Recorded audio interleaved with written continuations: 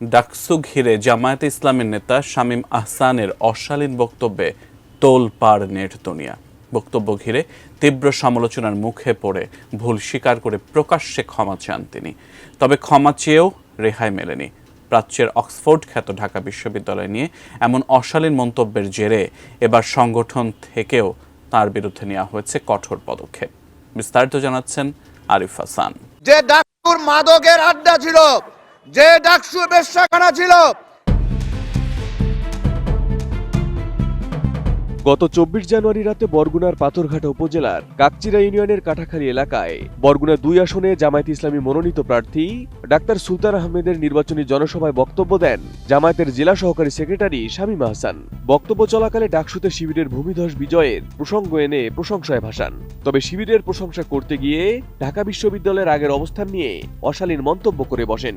যে ডাকসুর মাদকের আড্ডা ছিল, যে ডাকসু বেশ্যাখানা ছিল, সেটা ইসলামী ছাত্র শিবির পরিবর্তন করতে সক্ষম হয়েছে। এদিকে জামায়াত নেতা শামীম আহসানের এই বক্তব্য সামাজিক মাধ্যমে ছড়িয়ে পড়লে ব্যাপক আলোচনা সমালোচনার জন্ম দেয়। প্রতিবাদ করেন ঢাকা বিশ্ববিদ্যালয়ের শিক্ষার্থীরা। এমনকি ডাকসুর পক্ষ থেকেও প্রকাশ্যে ক্ষমা চাইতে ২৪ ঘন্টার সময় বেঁধে দেওয়া হয়। এদিকে ঘটনার পর প্রকাশ্যে ক্ষমা চেয়ে ভিডিও বার্তা দেন শামীম আহসান। যদি আমার এই কথায় ঢাকা বিশ্ববিদ্যালয়ের ছাত্রছাত্রীবৃন্দ এবং প্রশাসনের এবং শিক্ষকবৃন্দ, ডাকসুর নেতৃবৃন্দ যদি কষ্ট পেয়ে থাকেন, আমি সেজন্য নিজেকে দুঃখ প্রকাশ করছি। ভবিষ্যতে এ ধরনের কথা বলার ক্ষেত্রে আমি সতর্ক থাকবো ইনশাআল্লাহ। নতুন বাংলাদেশ গড়তে এলো জুলফিকার স্টিল। জুলফিকার স্টিল, ইস্পাত দৃঢ় অঙ্গীকার। তবে ক্ষমা চেয়েও রেহাই মেলেনি এই জামায়াত নেতার। তার বিরুদ্ধে সাংগঠনিকভাবে নেওয়া হয়েছে কঠোর পদক্ষেপ। ডাকসু নিয়ে এমন অশালীন মন্তব্য করার জেরে তাকে সদস্য বা রুকন পদ স্থগিত করেছে বাংলাদেশ জামায়াতে ইসলামী এবং তাকে সংগঠনের সকল দায় দায়িত্ব থেকে অব্যাহতি দেওয়া হয়েছে।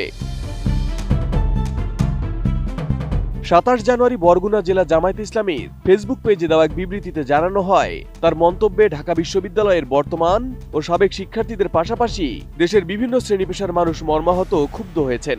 বিষয়টি সামাজিক যোগাযোগ মাধ্যম সহ বিভিন্ন মহলে ব্যাপক সমালোচনার জন্ম দেয়। এতে সংগঠনের ভাবমূর্তি ক্ষুণ্ণ হয়েছে বলেও মনে করছে দলটি। বিবৃতিতে বলা হয়, সংগঠনের নীতি ও আদর্শ পরিপন্থী এ ধরনের বক্তব্যের দায়ে জেলা কর্ম পরিষদের সিদ্ধান্ত অনুযায়ী সংশ্লিষ্ট নেতার বাংলাদেশ জামায়াতে ইসলামের সদস্য পদ বা রুকন পদ স্থগিত করা হয়েছে। একই সঙ্গে তাকে জেলা সহকারী সেক্রেটারির দায়িত্ব সহ সংগঠনের সব ধরনের সাংগঠনিক দায় দায়িত্ব থেকে অব্যাহতি দেওয়া হয়েছে।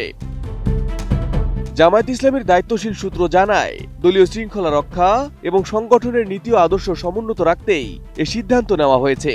ভবিষ্যতে এ ধরনের বক্তব্য বা কর্মকাণ্ডের ক্ষেত্রে আরও কঠোর অবস্থান নেওয়া হবে বলেও জানানো হয়েছে। Arif Hasan, ATN news.